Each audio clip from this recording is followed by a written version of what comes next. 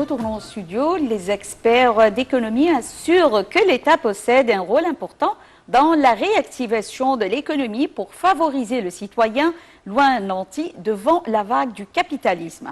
Cette affaire encourage l'État à construire les projets nationaux phares qui contribuent à réaliser l'équilibre économique et minimiser le taux de chômage, outre la répartition démographique dans les nouvelles villes. Et nous avons actuellement avec nous en ligne Dr Imam Khalil, professeur à l'Institut de la planification, qui va nous jeter la lumière sur ce sujet. Bonjour Dr Imam. Bonjour madame. Bonjour. Merci de votre invitation. Tout d'abord, quel est le rôle de l'État dans la réalisation de l'équilibre économique tout en instaurant les règles de la justice sociale et minimiser le chômage? Bien sûr, l'État joue un rôle très important pour faire l'équilibre, surtout pour distribuer l'investissement dans toute l'Égypte. C'est-à-dire maintenant on voit beaucoup d'intérêt pour investir dans certaines villes au sud de l'Égypte pour donner plus de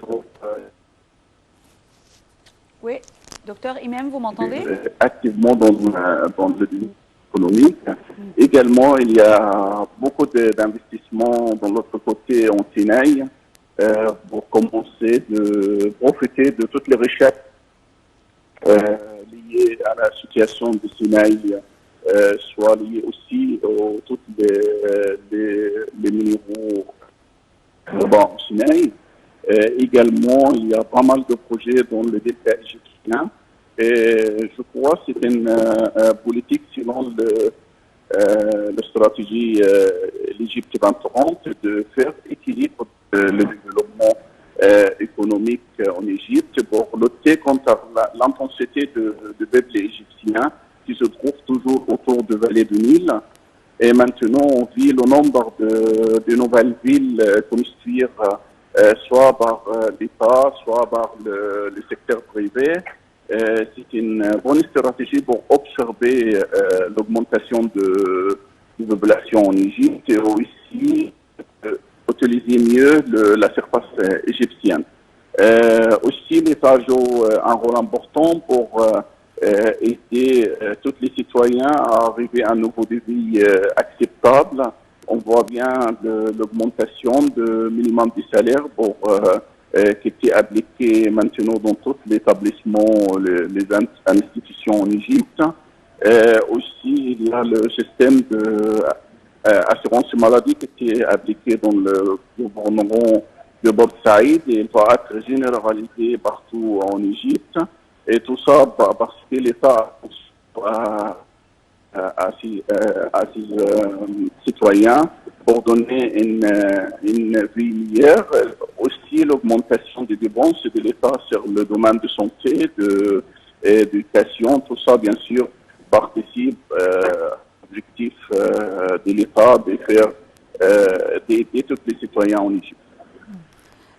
Docteur Imam Khalil, si on parle du développement et de l'équilibre économique, il y a plusieurs facettes afin de réaliser cet équilibre, parmi lesquelles, cité par le président Abdel Fattah el-Sisi, c'est un peu le changement ou le développement de la façon de penser, c'est-à-dire des familles et des citoyens égyptiens, surtout à propos de l'éducation technique, à propos des centres de formation, afin de répondre au marché du travail, afin de vraiment répondre aux demandes du travail dans les domaines nécessaires pour l'économie et pour le développement durable en Égypte. Qu'est-ce que vous en pensez de cette idée et comment réaliser les objectifs visés par les plans du développement durable tout en également rendre les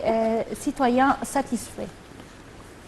En fait, il y avait un grand souci avec l'éducation en Égypte, car il y avait des décalages entre les formations acquises par soit les étudiants, soit les élèves et le marché du travail. Et maintenant, l'État essaye de présenter des programmes de formation par certaines nouvelles universités technologiques qui donnent la chance pour les étudiants de répondre facilement aux besoins du marché du travail.